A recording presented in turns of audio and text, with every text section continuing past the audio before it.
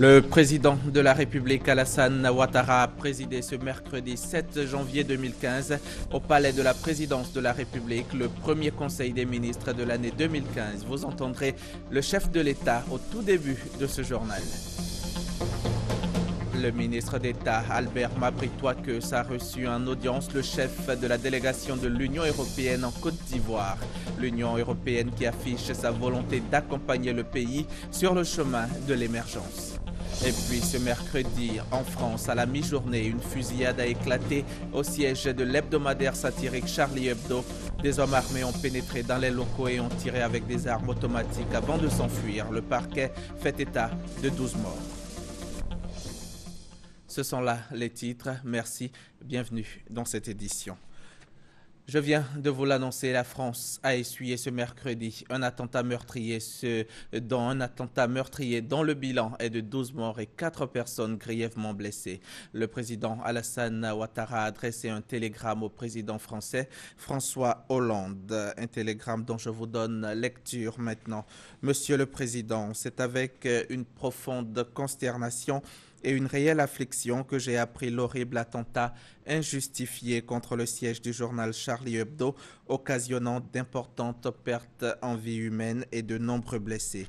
En cette douloureuse circonstance, le peuple et le gouvernement ivoirien se joignent à moi pour condamner avec la plus grande fermeté cet acte odieux et adresser à votre Excellence et aux familles éplorées nos sincères condoléances ainsi que nos vœux de prompt rétablissement aux blessés. Ces condoléances s'étendent à l'ensemble de la presse, garante de la liberté d'expression, tout en témoignant au peuple français la profonde compassion de la Côte d'Ivoire. Je vous prie de croire, Monsieur le Président, en l'expression de ma très haute considération. Alassane Ouattara, président de la République de Côte d'Ivoire.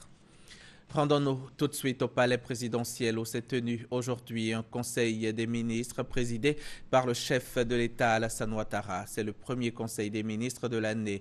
Le président de la République a au cours de ce premier conseil donc félicité le gouvernement pour le travail abattu et lui a renouvelé sa confiance. Aucun remaniement ministériel n'est donc à l'ordre du jour. Compte rendu, Viviane Haïm. Comme il est devenu de tradition, le premier conseil des ministres de l'année a commencé par un échange de vœux entre le président de la République, Alassane Ouattara, premier responsable de l'exécutif en Côte d'Ivoire, et le premier ministre Daniel Kablan-Duncan, échange de vœux en forme de présentation de politique générale pour l'année 2015. Le gouvernement s'engage à poursuivre la dynamique de progrès amorcée sous la direction du chef de l'État, le président Alassane Ouattara, dans les domaines de la paix, de la croissance économique, du développement des infrastructures socio-économiques sur l'ensemble du territoire national, l'amélioration du cadre de vie et du social en général.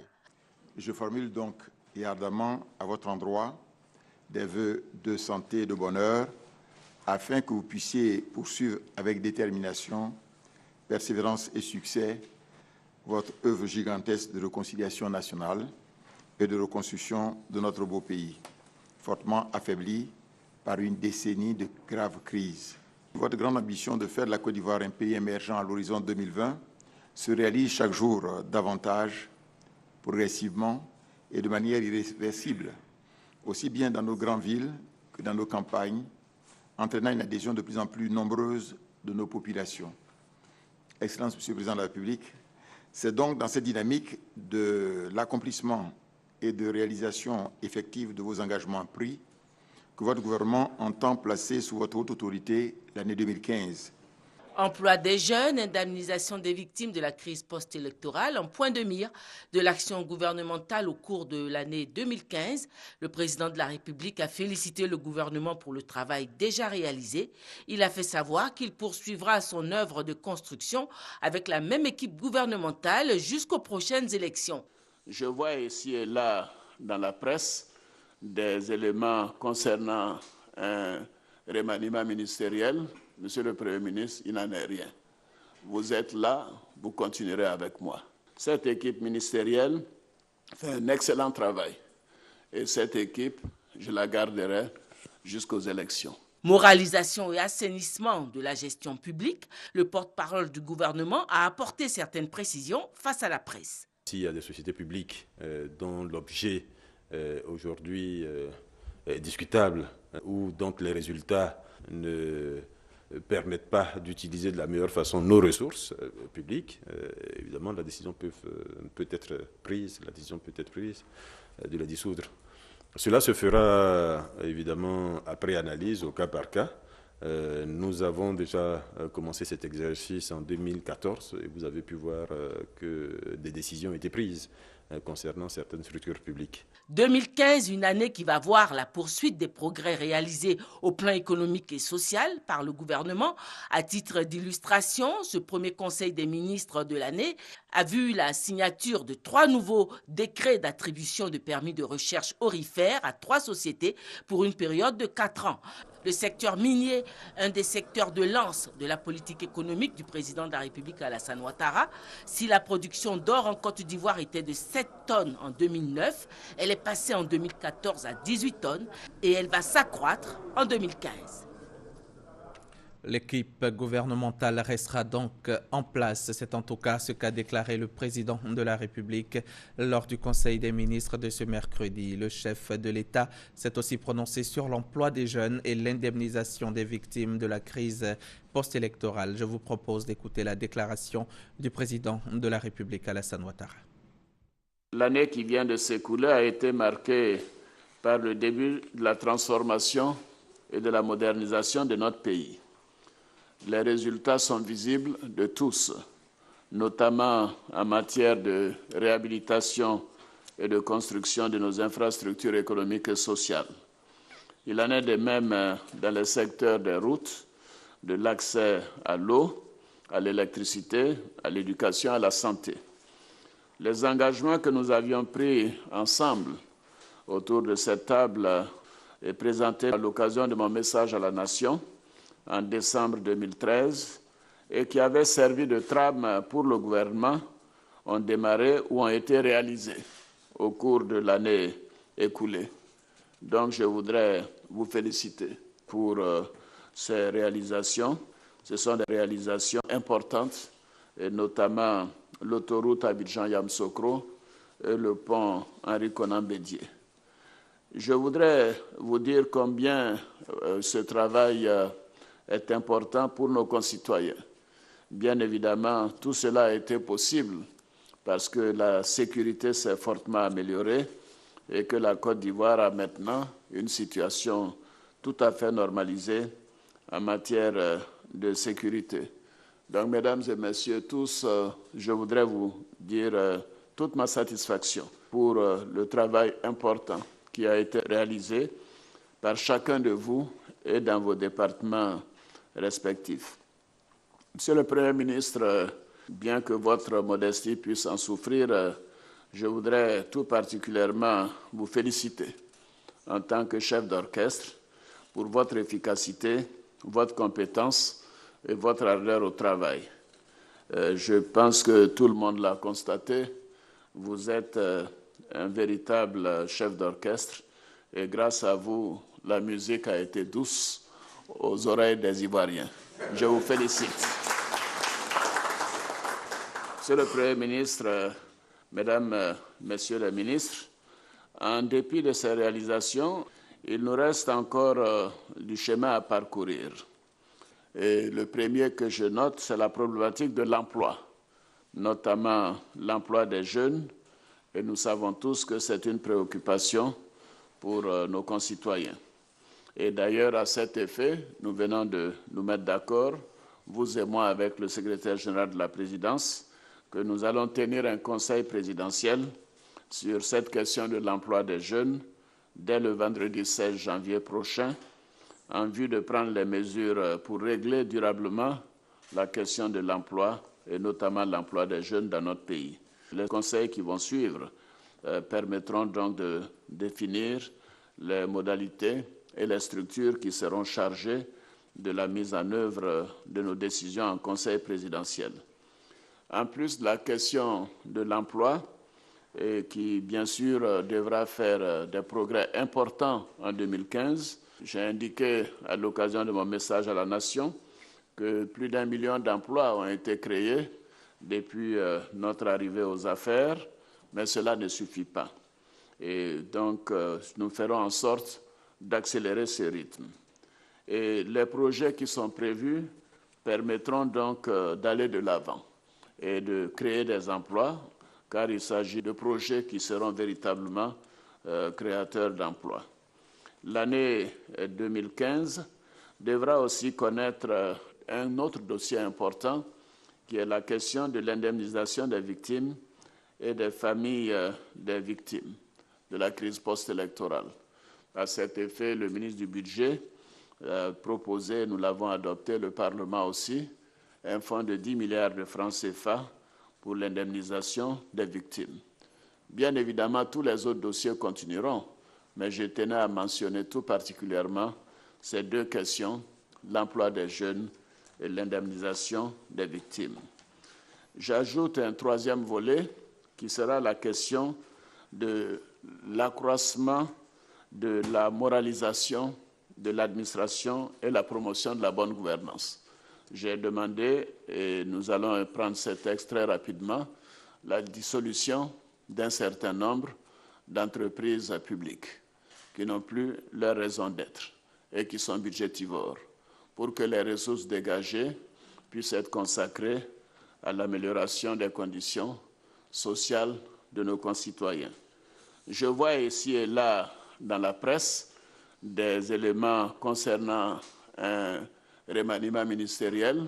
Monsieur le Premier ministre, il n'en est rien. Vous êtes là, vous continuerez avec moi. Alors, je voudrais aussi dire que cette équipe ministérielle fait un excellent travail. Et cette équipe, je la garderai jusqu'aux élections. Je considère que c'est une équipe accomplie, qui fait un travail remarquable dans l'intérêt des citoyens, et c'est ce qui importe. Une élection ne doit pas être l'occasion d'arrêter le travail du gouvernement. Mesdames et messieurs les ministres, je vous félicite pour l'important travail que vous faites. Évidemment, l'année 2015 est une année électorale et nous devons travailler pour que ces élections soient transparentes et apaisées et pour le renforcement de la paix, de la stabilité et de la démocratie dans notre pays. Nous sommes autour de cette table un gouvernement RHDP. Et ce gouvernement RHDP a fait du bon travail de 2011 à 2014. Et je souhaite que cela puisse se poursuivre en 2015 et les années qui suivront après les élections. Le travail gouvernemental est un travail essentiel pour mettre en œuvre un programme de gouvernement. Le programme RHDP que nous avons arrêté ensemble à l'occasion du deuxième tour des présidentielles de novembre 2010 est en train de porter ses fruits. Et nous devons donc maintenant développer ensemble un nouveau programme RHDP pour les prochaines élections, car il s'agit d'un gouvernement RHDP qui devra aller aux élections pour les gagner et les gagner de manière importante pour bien marquer que la collaboration, l'union des fils d'Houphouët-Boigny peut remettre la Côte d'Ivoire sur les rails et faire en sorte que ce pays redevienne ce que nous avions connu, nous qui avons travaillé avec lui il y a une vingtaine d'années. Donc je sais que je peux compter sur chacune et chacun de vous autour de cette table. Cette table, je la connais. Houphouët-Boigny, j'étais assis en face, comme vous, Monsieur le Premier ministre, de lui, pendant des années. Et je sais à quel point cette salle a une importance particulière aux yeux de nos concitoyens. Tout ce qui se fait ici se fait dans l'intérêt de la nation, de tous les Ivoiriens, sans exception, sans exclusion. Et donc, je voudrais prendre l'engagement de dire que nous continuerons de travailler dans cet esprit d'équipe, dans l'intérêt de la Côte d'Ivoire, dans l'intérêt de tous les Ivoiriens. Et je sais qu'en tant qu'oufouettistes que vous êtes, tous autour de cette table, que nous serons en mesure de relever tous les défis qui se posent à notre nation. La Côte d'Ivoire avance. Les progrès sont considérables. La renommée de notre pays est de nouveau acceptée. Et par conséquent, nous avons une lourde responsabilité de redorer le blason de notre pays et de faire honneur et montrer notre fierté à ce qu'a été notre premier président, le président Félix Houphouët-Boigny. Je sais pouvoir compter sur chacune et chacun de vous. Et je voudrais, pour terminer, vous dire encore, Monsieur le Premier ministre, Mesdames et Messieurs les ministres, une bonne et heureuse année 2015. Et à travers vous, à tous nos concitoyens, je réitère mes vœux de bonheur, de santé et de paix. Je vous remercie.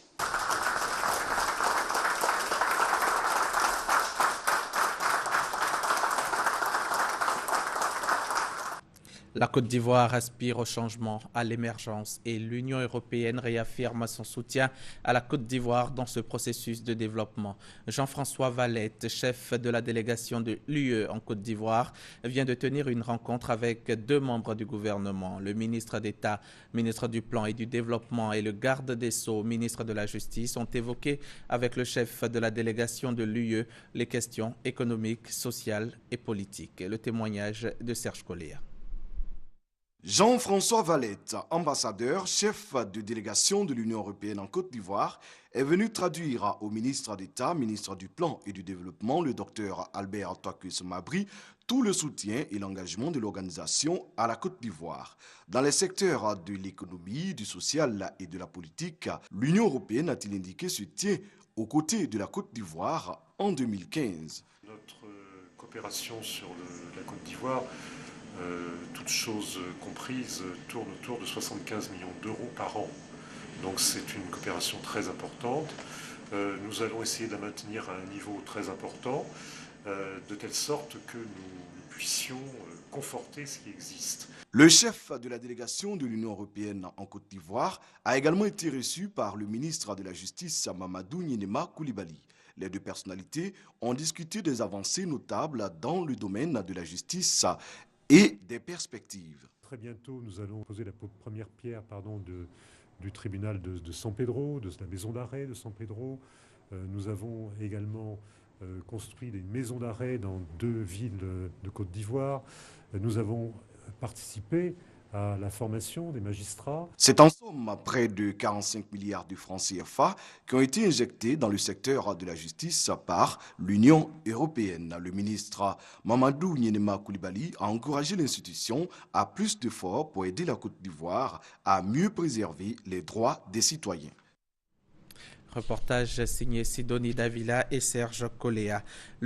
Le e-commerce, qu'est-ce que c'est? Jetons aujourd'hui un regard sur cette activité qui émerge en Côte d'Ivoire. Elle est aussi appelée commerce électronique ou vente en ligne. En gros, il s'agit d'échange de biens ou de services via Internet. Quels sont les enjeux et opportunités de cet autre type de commerce pour la Côte d'Ivoire et quel est l'impact de la cybercriminalité sur ce commerce? Élément de réponse avec Guy Roger Nguessan et Adama Koné.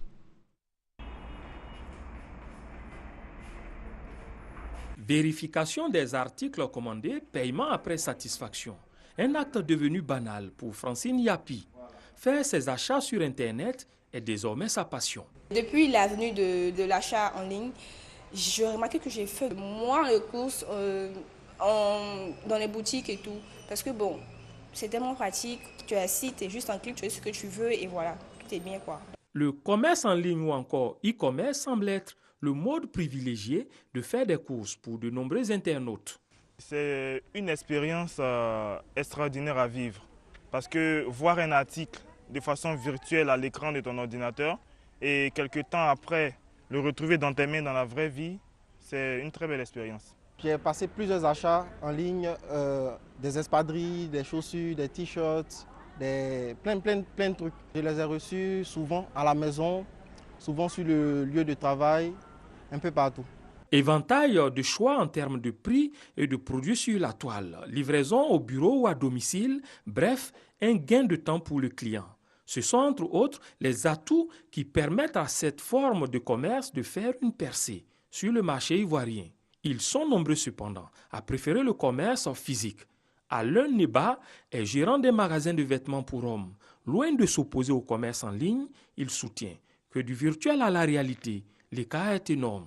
C'est quelque chose qui a une valeur de 2 millions de francs CFA, juste après la confection. Donc, quand c'est mis sur le marché, c'est à ce prix-là qu'il est vendu. Vous comprenez? C'est fait avec de la soie associée à de la laine. Moi, je mets ça sur le net. Quelqu'un voit ça de par là-bas, je lui dis que ça fait 1 million, il me dit, attends-lui, il me dit quoi. Si je n'ai pas vu, je n'ai pas touché, je ne peux pas acheter ça virtuellement. Le toucher confirme, voilà, ça vous confirme déjà ce que vous payez. Outre l'absence de possibilité d'avoir une perception visuelle et surtout tactile du produit, la cybercriminalité est l'une des grandes menaces de la vente ou l'achat en ligne. Elle est la cause de la méfiance de nombreux clients potentiels. Pour certains promoteurs de sites marchands, c'est un défi à relever, car le secteur est en pleine croissance. Lorsqu'on lance un site internet en Côte d'Ivoire, il faut d'abord créer la confiance. C'est un secteur qui est émergent. Quand on regarde, si on prend un peu de recul et qu'on regarde les chiffres, le taux de pénétration moyen d'Internet en Afrique est de l'ordre de 16%. La Côte d'Ivoire, si on regarde les chiffres officiels des institutions internationales, on est plutôt autour de 4,4%. Donc c'est vrai que c'est un défi, mais on le voit comme une opportunité parce qu'il ne peut que croître. Le e-commerce représente dans le monde un marché de 94 460 milliards de francs CFA. En Afrique, les prévisions annoncent un chiffre d'affaires de 38 400 milliards de francs CFA en 2015. Avec un taux de pénétration de l'Internet de l'ordre de 200 000 abonnés, une culture de consommation de plus en plus raffinée, un développement des solutions de paiement, notamment avec le mobile, la Côte d'Ivoire reste un pays à fort potentiel pour le e-commerce. La sous-direction en charge du commerce électronique du ministère du Commerce, de l'Artisanat et de la promotion des PME affirme que ce commerce pourrait redynamiser l'activité économique nationale.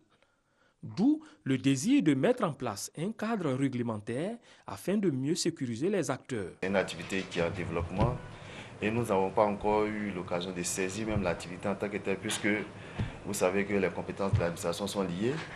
Tant que nous n'avons pas encore une réglementation qui puisse régir l'activité pleinement, nous sommes quand même handicapés pour quand même saisir les chiffres dans ce domaine-là.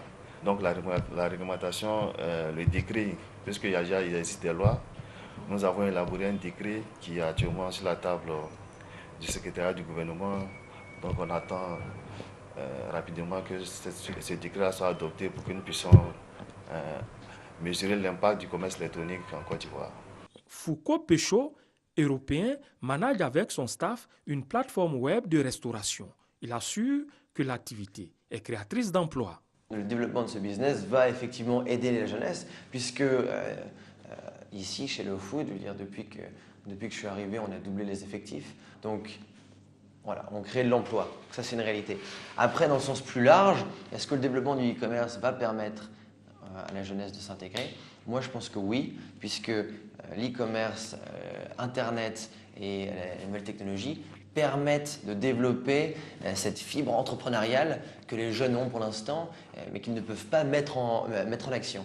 Donc, le e-commerce, c'est donner la chance à chacun de pouvoir développer une application, de pouvoir se lancer sur le marché sans pour autant avoir besoin d'un investissement conséquent.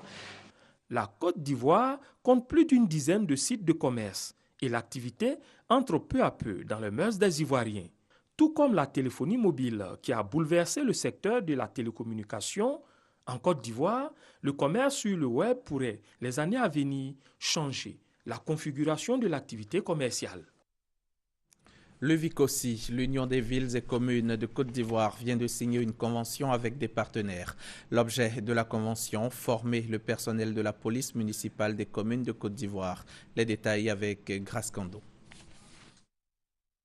Le renforcement des capacités des agents municipaux et de la police municipale des 197 communes que compte la Côte d'Ivoire préoccupe l'Union des villes et communes de Côte d'Ivoire, UVICOSI. Pour ce faire, une signature cadre de partenariat entre l'UVICOSI, l'Académie de la sécurité professionnelle en Côte d'Ivoire et le Fonds de développement de la formation professionnelle a eu lieu. Les actions qui vont être menées dans le cadre de cette convention permettront entre autres de répondre efficacement également à la nécessité de réforme de la police municipale contenue dans la politique nationale de sécurité des personnes et des biens. Les communes, avec à leur tête les maires, ont ainsi une mission de développement local, d'instauration et de préservation de l'ordre public dans les cités.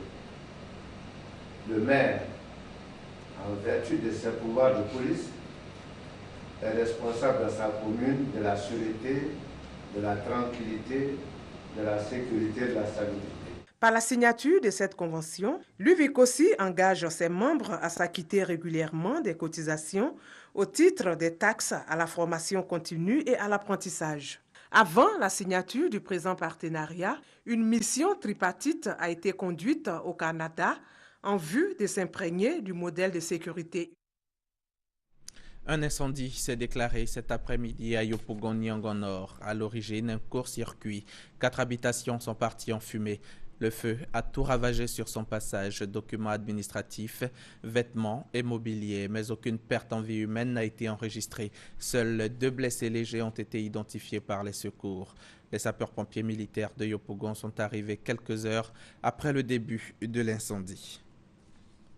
La France est sous le choc. Une fusillade a eu lieu ce matin au cœur de Paris, au siège du journal Charlie Hebdo. 3 hommes lourdement armés ont ouvert le feu à l'étage de la rédaction, faisant au moins 12 morts. Le président français François Hollande dénonce un attentat terroriste d'une exceptionnelle barbarie.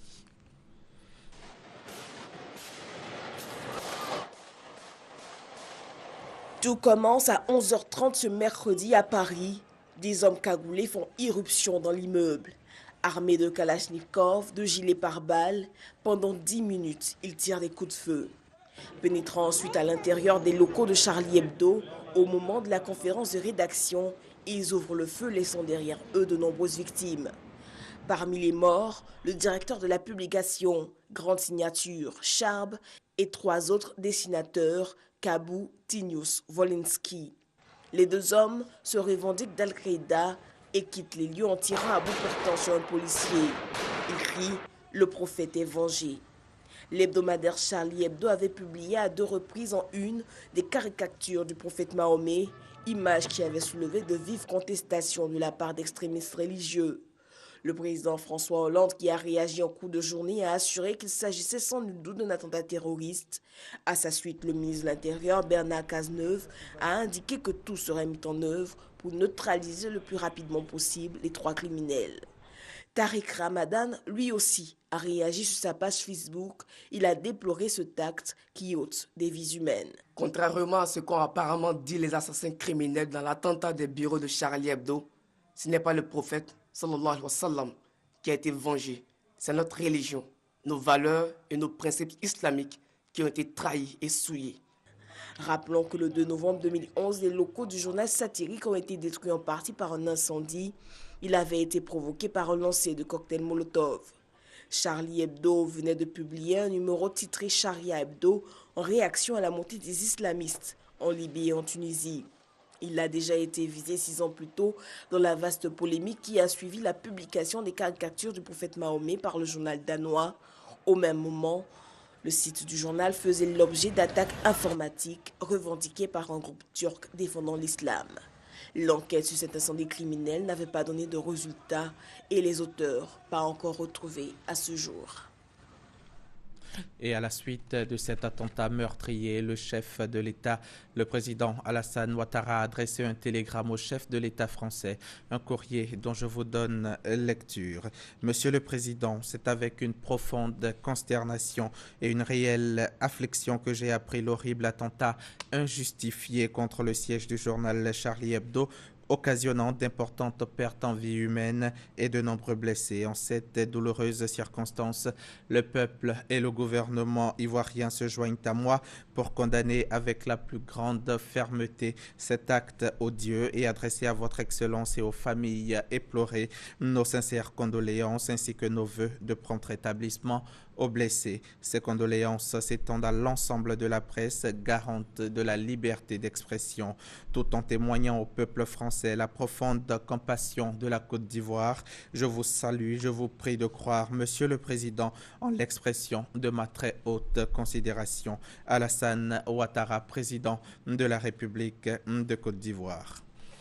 C'est une découverte qui pourrait faire avancer l'enquête. La queue de l'avion d'AirAsia qui s'est abîmé en Indonésie le 28 décembre a été retrouvée en mer de Java. L'annonce a été faite aujourd'hui par l'Agence nationale de recherche et de secours. Cette découverte pourrait être une percée dans les recherches dans la mesure où la queue de l'avion contient habituellement les enregistreurs de vol aux boîtes noires cruciaux pour déterminer les causes de la chute de l'Airbus A320-200 avec 162 personnes à bord.